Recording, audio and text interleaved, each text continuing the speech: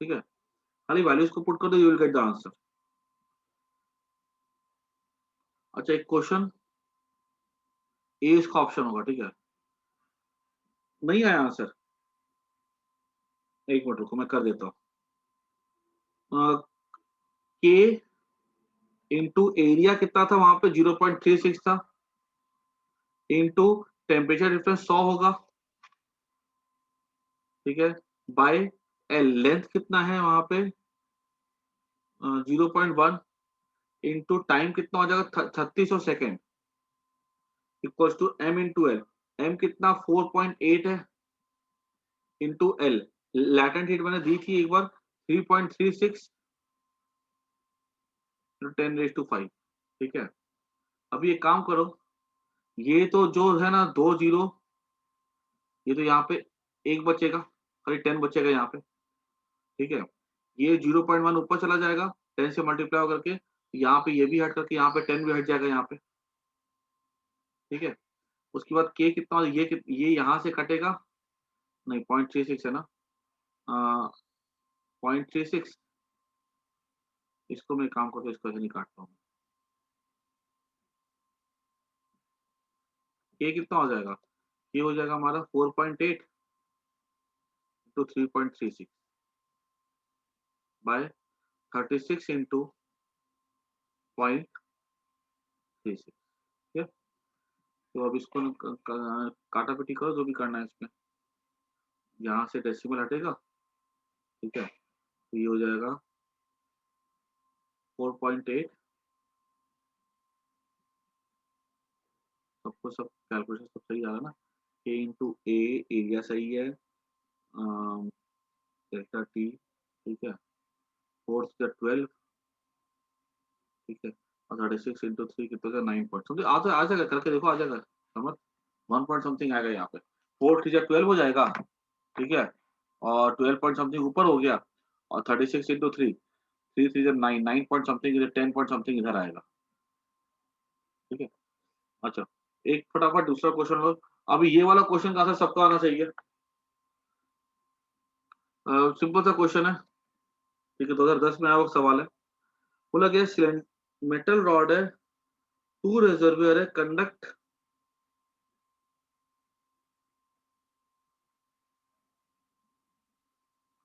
क्यों हीट जाता है टाइम टी में, कंडक्ट अमाउंट क्यों in time T, metal rod is melted, ठीक है, इस रॉड को मेल्ट कर दिया गया, पिघला दिया गया, and is form into rod of half the radius of the original rod, और एक लंबी रॉड बनाई गई, ये लंबी रॉड, इसका रेडियस आर था, कैपिटल आर, और इसका जो रेडियस है ना वो स्मॉल आर है, हाँ, मतलब r/2 है, इस रॉड को मेल्ट करके ये रॉड बनाई गई है r/2 की, ठीक है। इसमें से बताओ, अब हमने अगर इसमें से कितनी हीट पास करेगी,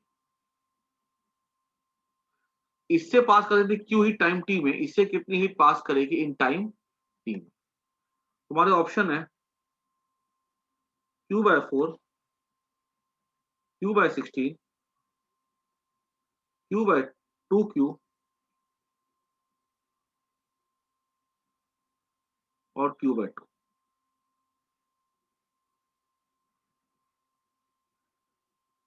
ठीक है। फटाफट जल्दी से सही आंसर को चूज करके बताओ, टेम्परेचर डिफरेंस सेम है, मटेरियल सेम है, देखो टेम्परेचर डिफरेंस सेम है, रॉड वही है तो के सेम रहेगा, क्योंकि याद रखना के रॉड की प्रॉपर्टी होती है, पतली मोटी रॉड कोई भी रॉड हो, अगर मटेरियल सेम रहेगा तो के सेम रहेगा, ठीक है, के सेम है। लेंथ रेडियस को हमने क्या कर दिया यहाँ पे, बड़ा कर दिया है, छोटा कर दिया है, तो हमको बताना है फिर लेंथ का कैसे क्या होगा, जरा सोचो, तुम लोगों ने पता है ऐसे सवाल तुम लोगों ने क्लास 10th में करके रखे हुए, रॉड याद है किया होगा, एक वायर को खींच के लंबा कर देते हैं तो उसका एरिया छोटा हो जाता है, तो लेंथ का क्या होता था, याद करो थोड़ा सा, सोचो एक बार कैसे कैसे क्या बनेगा।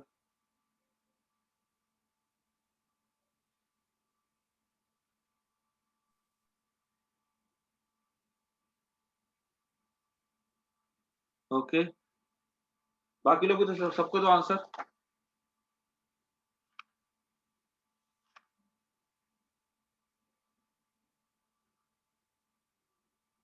नहीं नहीं, शिफा चेक करो, समर चेक करो, रचित चेक करो।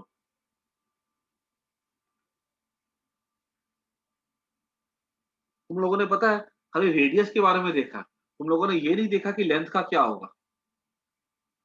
अरे क्या कहते हैं, कोई चीज को खींचते हो जोर से, ठीक है, तो वो खींच के अगर उसका अगर वो पतली हो जाती है, उसका लेंथ भी तो बढ़ जाता है। लेंथ को कौन देखेगा। और च्युइंगम खाते हो, च्युइंगम कैसे खींचते हो, तो च्युइंगम पतली नहीं हो जाती है, और पतली हो जाती है तो लंबी भी तो हो जाती है।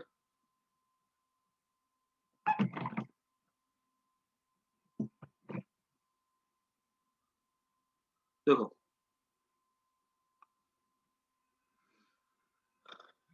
अगर हम यहाँ पे ध्यान से देखें तो क्यू डैश का क्या होगा।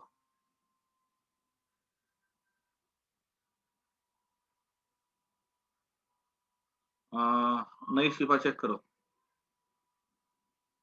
देखो, अगर हम बात करें, सबसे पहले तो देखो, रॉड को हमने खींच करके लंबा कर दिया है। याद रखना, रॉड की एक चीज जो नहीं बदलेगी वो उसका वॉल्यूम है। ठीक है, याद रखना इस चीज। रॉड का क्या नहीं बदलेगा, वॉल्यूम नहीं बदलेगा। एक्चुअली तरीके से देखा, रॉड का मास नहीं बदलता है, ठीक है। तुम कुछ खींचोगे लंबा करोगे, उसका मास नहीं चेंज होता है, डेंसिटी भी तो चेंज नहीं होती है। अगर मास चेंज नहीं हो रहा और डेंसिटी भी चेंज नहीं हो रही, मतलब वॉल्यूम चेंज नहीं हो रहा है। तो पहले वॉल्यूम था वो वॉल्यूम बाद में भी रहेगा। मान लो पहले लेंथ इसकी एल थी, इनटू एरिया क्या था यार, पाई आर स्क्वायर था, ये वॉल्यूम हो जाएगा। बाद में इसकी नई लेंथ क्या हो जाएगी, एल डैश हो जाएगी। और इसका जो रेडियस है वो कितना हो जाएगा, pi into r square by 4 हो जाएगा। तो हम क्या बोल सकते हैं, एल डैश क्या हो जाएगा, एल डैश हमारा हो जाएगा 4 एल। वो देखो लेंथ भी बढ़ गई ना, रेडियस छोटा हुआ तो लेंथ भी क्या हो गई, बढ़ गई। अब देखो फिर सबसे पहले क्या था, क्यू था के ए। हाँ ध्रुव, वेरी गुड, सही है,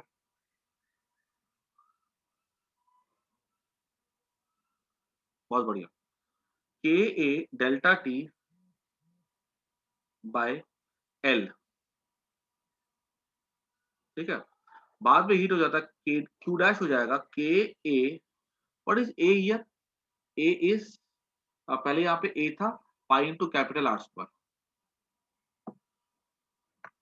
पाई into capital R square, K into pi into, अब यहाँ पे एरिया क्या हो जाएगा, R square by 4 into delta T by, नई लेंथ कितनी है, 4 एल है ना,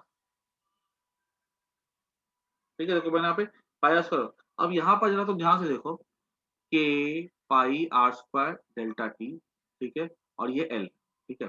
अगर मैं ध्यान से देखो इन चीजों को, तो ये तो हमारा इतना सा पार्ट अगर मैं देखूं ध्यान से, ये तो यही यही रिपीट हो रहा है, ठीक है, क्लियर। तो ये क्यू डैश को मैं क्या लिख सकता हूँ, ये पूरा क्यू है ना, Q by 16, this is the correct. आया सबको समझ में।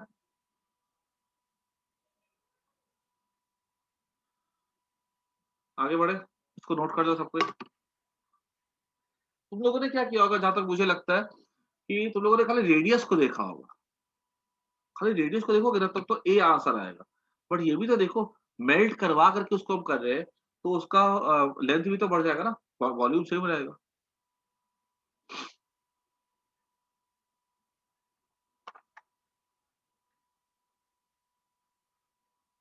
अच्छा, अब एकदम सिंपल क्वेश्चन, एकदम सिंपल क्वेश्चन, ठीक है, और सबका आंसर आना चाहिए, ठीक है। और इस क्वेश्चन के लिए तुमको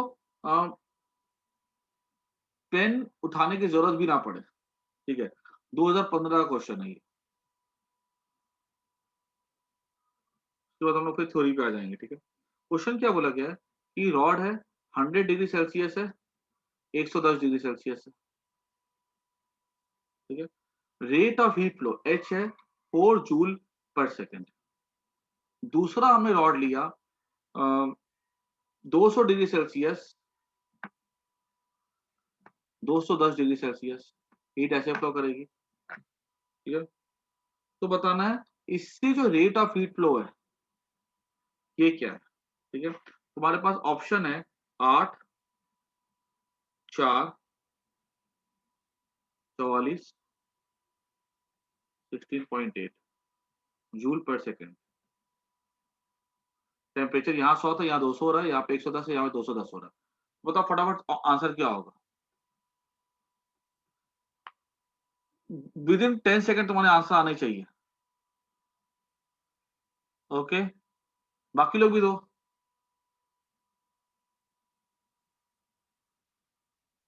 ओके, बाकी लोग भी दो आंसर।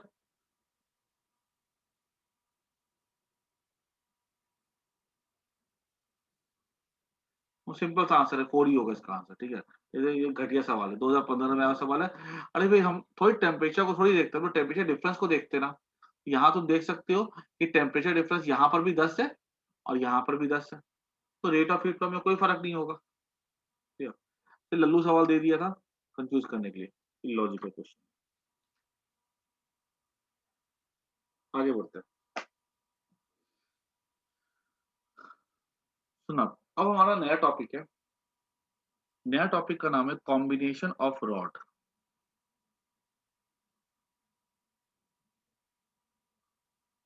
आसान टॉपिक है, सरल टॉपिक, कोई दिक्कत वाली बात नहीं है इसमें। ठीक है, कोई टेंशन वाली बात नहीं है।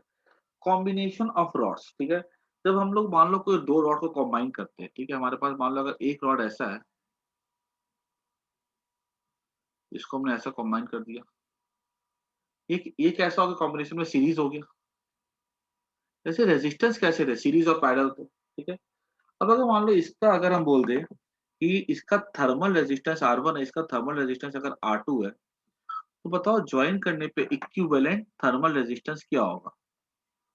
तो सबको पता है रेजिस्टर में कैसे था, R1 प्लस R2, यहाँ भी R1 प्लस R2 हो जाएगा। ठीक है, सिंपल सा। अगर हमसे ये पूछा जाएगा कि इसका थर्मल रेजिस्टेंस क्या होगा, तो R1 प्लस R2 होगा। इसका प्रूफ दे के बताओ, तो प्रूफ कैसे हो जाएगा। देखो, ये तो हमने एनालॉजी से देखा, ठीक है, कि हमको पता ही है। तो मान लो अगर हम इसका प्रूफ देखें, तो मान लो यहाँ पे ये हॉट एंड है, T1 टेम्परेचर, यहाँ मान लो ये कोल्ड एंड है, और यहाँ मान लो बीच में कहीं टेम्परेचर T नॉट है। ठीक है, तो मैं क्या बोल सकता हूँ कि याद रखना सीरीज में क्या चीज सेम होती है। सीरीज जैसे याद करो, उस समय सीरीज में करंट, इलेक्ट्रिक करंट सेम थी, यहाँ पे क्या होता है, हीट करंट सेम होती है। Proof, in series heat current is same. एक मिनट, हेलो, हाँ कौन, हाँ कौन,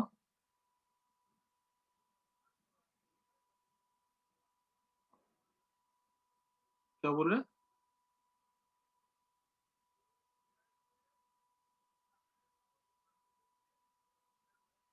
हाँ हाँ हाँ, मैं आके ले लेता हूँ भैया। हाँ हाँ हाँ, हाँ जी हाँ जी हाँ जी, मैं आता हूँ, आधे घंटे में आता हूँ भैया। हाँ हाँ हाँ, मैं आता हूँ। तो मैं मिल नहीं रही थी मेरे को, तो मैं आता हूँ, ठीक है, आधे घंटे में। थैंक यू भैया। ठीक है, हाँ मैं आता हूँ। Thank you thank you thank you thank you. In series heat current is same. ठीक है, देयरफॉर हम क्या बोल सकते हैं कि अगर मैंने यहाँ से हीट करंट देखा H, यहाँ से कितना हो जाएगा, ये हॉट एंड है, ये कोल्ड एंड है। तो K, मान लो इस रॉड का कंडक्ट, इस रॉड के लिए जो रेजिस्टेंस है वो R1 है, तो हीट करंट, हीट क्या हो जाएगा,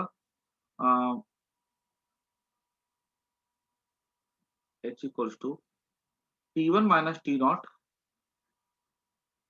बाय इसका रेजिस्टेंस क्या, R1। याद करो, लिखते थे ना कॉम्प्लेक्स में, हम लोग उसी को R1 लिख दिया मैंने, फर्स्ट इक्वेशन फॉर रॉड 1।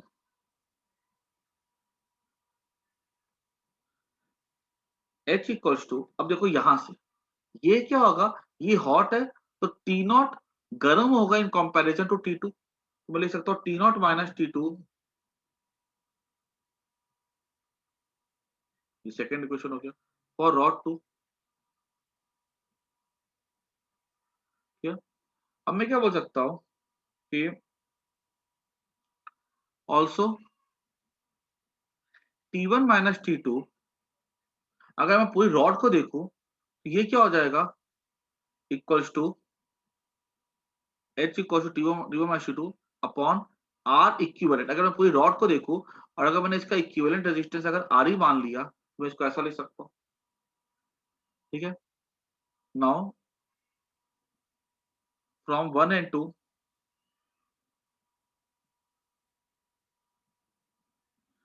ठीक है, अगर हम इसको अगर ऐड कर दे, ठीक है, तो ये मेरा क्या देगा, ऐड करूंगा अगर सर मैं। हाँ बोलो, सर एक डाउट है। क्या बोलो। सर अगर ऐसे दो रॉड लिए तो पहले वाले में मॉलिक्यूलर लेवल पे मतलब एटम्स पास पास है और दूसरे में थोड़े दूर दूर है, तो पहले वाले में मुश्किल होगा हीट फ्लो करना और दूसरे वाले में हार्ड होना चाहिए, मतलब इजी होना चाहिए ना। तो उसमें देखो तो रेट चेंज हो जाएगा ना। देखो एक्चुअली क्या होता है कि समझो इस चीज को, मान लो अगर हीट ऐसे फ्लो करेगा, हीट एनर्जी फ्लो करेगी। अगर मान लो हमने इसको पूरा का पूरा ये रॉड को हमने क्या कर दिया है वैक्यूम में, ठीक है, और या हमने पूरा इसको इंसुलेट कर दिया है। तो अगर मान लो 10 जूल अगर यहाँ से क्रॉस करेगी हीट 1 सेकेंड में, तो यहाँ से वो कितना क्रॉस करना चाहिए, 10 जूल क्रॉस करना चाहिए 1 सेकेंड में। क्योंकि अगर हीट कहीं जमा तो हो नहीं सकती है, अगर हीट कहीं जमा नहीं हो सकती है तो क्या होगा, हीट को बराबर फ्लो करना पड़ेगा। जैसे याद करो तुम जो सीखते थे, मान लो अगर हाई रेजिस्टेंस था और ये 10 ओम का था, ये मान लो 50 ओम का है, ठीक है। यहाँ पर हम क्या देखते थे, यहाँ पे हमने 100 वोल्ट अप्लाई किए, यहाँ पे हमने रखा 0 वोल्ट। तो यहाँ पे मान लो अगर हम देखते कुछ भी वोल्ट, तो करंट कैसा फ्लो करता था, सेम फ्लो करता था, ठीक है। क्योंकि अगर हम बोलते थे करंट सेम फ्लो नहीं करेगा, तो कहीं ना कहीं पे अगर मान लो करंट यहाँ से फ्लो कर रहा है 10 एम्पियर, और मैंने बोला यहाँ से फ्लो कर रहा है 2 एम्पियर, तो मतलब करंट यहाँ पे करंट कम हो गया, मतलब बीच में कहना कि इलेक्ट्रॉन जमा हो रहा है। अगर इलेक्ट्रॉन जमा हो रहा है, ठीक है, तो उस पॉइंट का वहां पे वो वायर थिक होनी चाहिए। अगर पता तुम ये बोलोगे ना कि यहाँ से 10 जूल फ्लो कर रहा है और यहाँ से फ्लो कर रहा है मान लो अगर 8 जूल 1 सेकेंड में, तो इसका मतलब क्या हुआ, इसका मतलब इस रीजन में कहीं ना कहीं हीट जमा हो रही है 2 जूल 1 सेकेंड में। इसका मतलब क्या हुआ कि इसका इस रीजन का टेम्परेचर जो है टाइम के साथ बढ़ेगा। लेकिन हमने क्या पढ़ के रखा है कि स्टेडी स्टेट में टेम्परेचर उस क्रॉस सेक्शन का नहीं बढ़ता है समय के साथ। तो फिर हम कैसे बोल सकते हैं कि यहाँ पे हीट अनइक्वल है। मेरी बात समझ में आ रही है कि नहीं आ रही हाँ सर। है ना। अगर तुम बोलो कि हीट अगर अनइक्वल है, एक जगह ज्यादा है एक जगह कम है, तो बीच का टेम्परेचर, हीट बीच में जा रही है, मतलब उसका टेम्परेचर समय के साथ बढ़ना चाहिए। लेकिन हमको पता है स्टेडी स्टेट पे उस क्रॉस सेक्शन का जो टेम्परेचर टाइम टाइम के साथ चेंज नहीं हो। बट सर ठीक है, अगर डिसिपेट हो रही हो हीट तो नहीं, और डिसिपेट वाले क्वेश्चन फिर हम लोग को फिर उसको इंटीग्रेशन करना पड़ेगा, ठीक है। मतलब सर वो हीट बढ़ तो रही है पर वो चेंज हो रही है दूसरे में, तो देखेंगे नहीं तो नहीं, वो कॉन्सेप्ट देखो ही रह फिर गया इसलिए। वो हम जो पढ़ते हैं ना, देखो एक्चुअली जो तुम पढ़ते हो ना, तुम छोटे लेवल पे पढ़ रहे हो, ठीक है। हम जो पढ़े वो स्टेडी स्टेट का पढ़ रहे हैं, जिसमें कि वो चीज पॉसिबल है ही नहीं कि रॉड हीट खाएगी या हीट को बाहर निकालेगी, क्लियर। हम उस स्टेट को पढ़ते हैं। जब अनस्टेडी स्टेट की बात आएगी तो ये फॉर्मूला एप्लीकेबल वहां पे नहीं है, और हमको अनस्टेडी स्टेट पढ़ना नहीं है अपने सिलेबस में। दैट विल बी, जो तुम इंजीनियरिंग करोगे तो वहां पे जाकर तुमको पढ़ना पड़ेगा, ठीक है। Okay sir. ठीक है, हमें सिर्फ और सिर्फ स्टेडी स्टेट पढ़ना है, जहाँ पे हम ये वाले फॉर्मूला हमारे बिल्कुल से एप्लीकेबल है। उसके बाद देखो आगे, नाउ फ्रॉम 1 and 2, अगर हम देखें ना, तो HR1, ठीक है, इक्वल्स टू मैं क्या ले सकता हूँ, T1 माइनस T0, और यहाँ से मैं ले सकता हूँ HR2 equals to T0 minus T2। हमने दोनों को एड अप कर दिया तो HR1 plus R2 equals to ये हो जाएगा, T0 कैंसिल हो जाएगा, T1 माइनस T2 बचेगा, और T1 माइनस T2 क्या हो जाएगा, HRE के इक्वल हो जाएगा। ये H और H मर जाएगा, तो RE क्या हो जाएगा, R1 प्लस R2। कुछ खास नहीं है इसमें, सिंपल सा है, ठीक है। और तुमको अगर प्रूफ नहीं भी याद रहता तो भी कोई दिक्कत नहीं है, ठीक है। प्रूफ कहीं कोई काम नहीं आने वाला, ठीक है। जिससे बताना था मैंने बता दिया फॉर सेक ऑफ टेलिंग। ठीक है, तुमको मेन क्या याद रखना है कि सीरीज में क्या होता है, रेजिस्टेंस क्या होता है, वो ऐड हो जाता है बस। ये चीज सबको याद होनी चाहिए। ठीक है, क्या होता है लिख लो, ये प्रूफ लिख लो, इसको अच्छे से देख लो।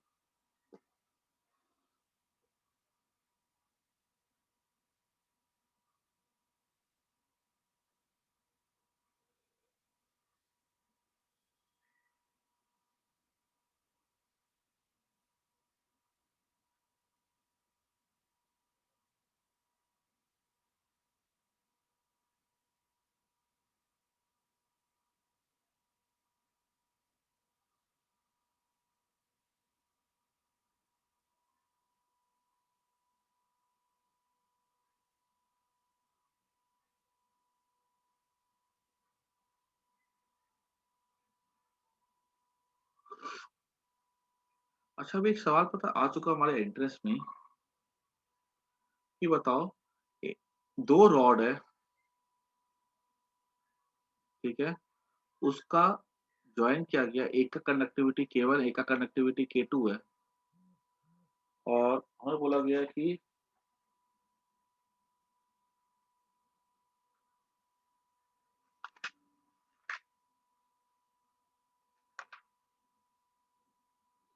इसका बताओ, जो इक्विवेलेंट थर्मल कंडक्टिविटी होगा वो क्या होगा। इसकी लेंथ हमको दी गई है L1, इसकी लेंथ हमको दी गई है L2। ठीक है, वो तो इक्विवेलेंट थर्मल कंडक्टिविटी क्या होगी, दोनों का एरिया कैसा दिया गया, एरिया दोनों का सेम है, यहाँ भी ए है यहाँ भी ए है, तो हमें बताना इक्विवेलेंट थर्मल कंडक्टिविटी दोनों रॉड का क्या होगा। सोचो एक बार।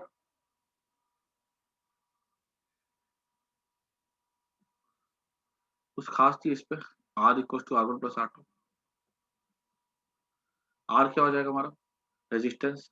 ठीक है, रेजिस्टेंस क्या हो जाता है, अभी मैंने सिखाया था, आर हो जाता है L/Ka। ठीक है, तो एल, अब एल क्या हो जाएगा देखो, तो यहाँ पे लेंथ क्या हो जाएगी, L1 + L2। टोटल लेंथ कितनी होगी, L1 + L2 होगा, बाय के इक्विवेलेंट, के ही मान लेते हैं। एरिया कितना ए है, इक्वल टू R1 कितना है, R1 हो जाएगा L1/K1A। R2 क्या हो जाएगा, L2/K2A। ठीक है, हमें क्या निकालना है, हमें तो के ही निकालना है। ठीक है, ये ए सबसे मर गया, तो के ई को मैं क्या लिख सकता हूँ, के ई हो जाएगा L1 + L2/L1 K1। This is the conductivity. अगर ये दोनों तो याद हो जाए तो बहुत अच्छी बात है, कोई दिक्कत वाली बात नहीं। ठीक है, तो तुमको बस याद रखना, सीरीज में क्या चीज तुमको याद रखनी है, सीरीज में कोई भी क्वेश्चन अगर आता है ना, तो यहाँ से स्टार्ट करने का। ठीक है, इसके बाद हम उसका थर्मल कंडक्टिविटी निकाल सकते हैं, जो चाहो वो निकाल सकते हो। बोल रहा कि रॉड का लेंथ है 2 मीटर है, 2:3 है। ठीक है, ये रॉड क्या कहते हैं 5 मीटर की है, 2 मीटर की है, बताओ इक्विवेलेंट थर्मल कंडक्टिविटी क्या होगा। ठीक है, वो भी करके निकाल।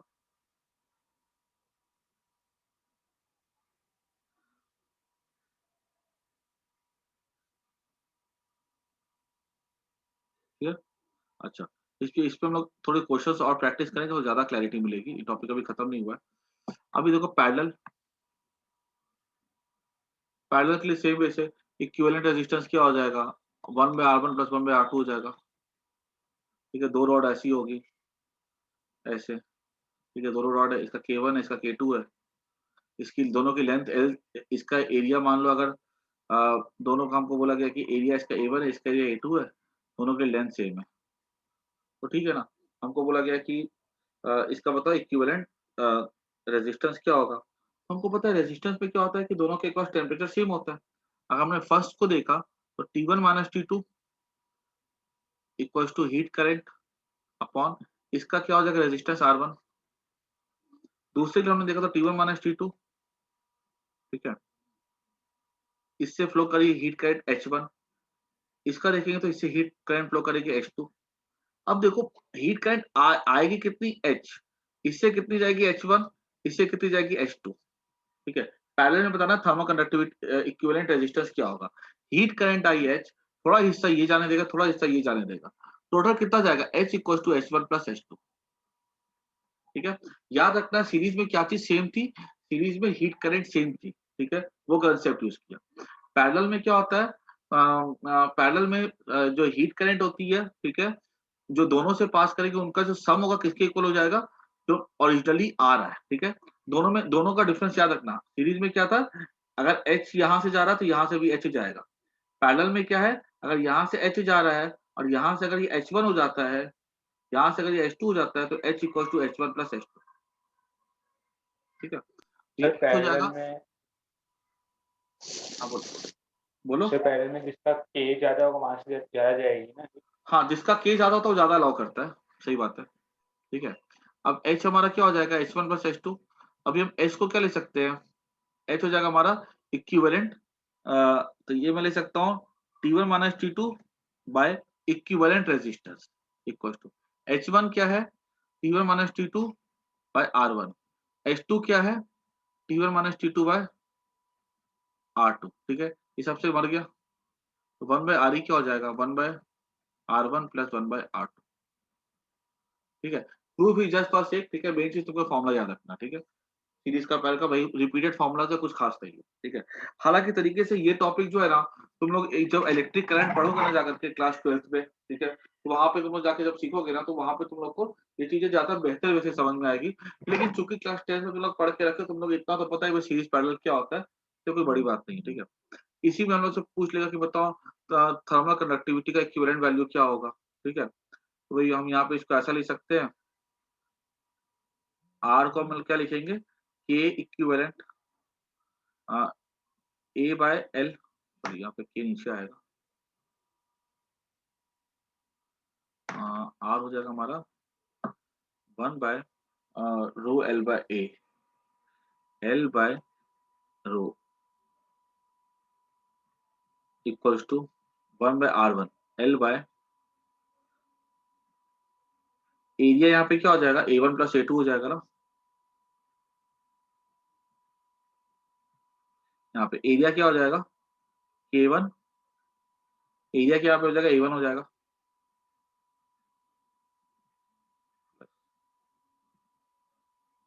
एरिया यहाँ पे क्या हो जाएगा, A2 हो जाएगा। ठीक है, हमने इसको ऐसा लिख दिया। हमको अगर इक्विवेलेंट के निकालना, तो कोई बड़ी बात नहीं है इसमें, ये तो नोट किया हुआ हो गया होगा।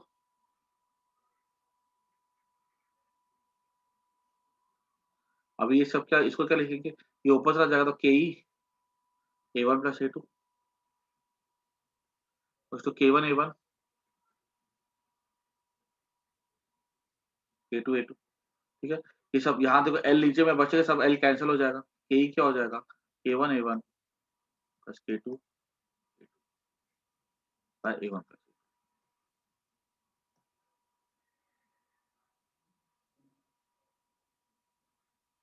ठीक है,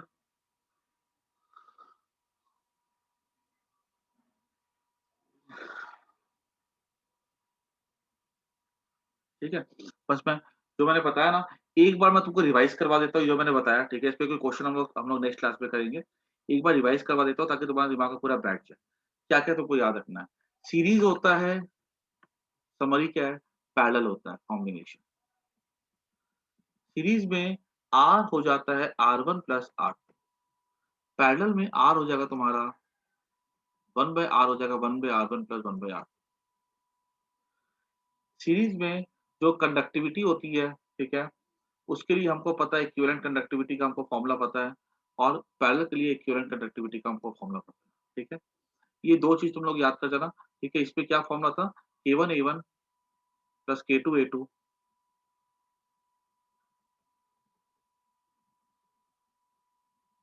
बाय A1 प्लस, और इसके लिए हमारा क्या था, L1 plus L2 bye L1 bye K1 L2 bye K2। ठीक है हमारा, ठीक है, ये सबको ध्यान रखना है। ठीक है, अभी तुमको, मुझे पता है कि तुमको इसके फॉर्मूले से कुछ ज्यादा फील नहीं आई होगी, बिकॉज़ तुमने इसकी अभी सम प्रैक्टिस नहीं की है, ठीक है? हम इसके 2-4 क्वेश्चन करेंगे, ठीक है, नेक्स्ट क्लास में, तो हम लोग को पूरा दिमाग में पूरा का पूरा बैठ जाएगा। अभी बस इतना याद रखना है और इसके अलावा कुछ नहीं करना, ठीक है? मैं अभी क्लास एंड कर देता हूँ, मिलेंगे हम नेक्स्ट क्लास में। ठीक है, बाय, टेक केयर।